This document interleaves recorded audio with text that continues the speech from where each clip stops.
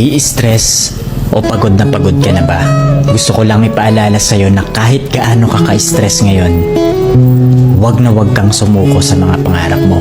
Kailangan mong tandaan parati na magtiwala ka sa progress na nangyayari sa buhay mo. Kahit alam ko na minsan sobrang hirap at sobrang nakakapagod na din talaga.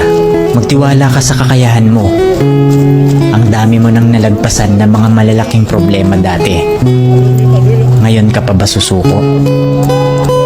Patuloy ka lang na lumaban. Kung pakiramdam mo ngayon na nahuhuli ka na sa buhay, siguro dahil nakikita mo yung mga kakilala mo o yung mga kaibigan mo, pakonti-konti may na-achieve na sila. Parati mong tandaan na lahat tayo ay may kanya-kanyang timeline sa buhay. Hindi ka nahuhuli at hindi ka rin naman nauuna. Kung nasaan ka man ngayon sa buhay mo, yan ang lesson at experience na kailangan mong pagdaanan ngayon. Lahat tayo ay may sariling kwento sa buhay na makaka-inspire ng ibang tao.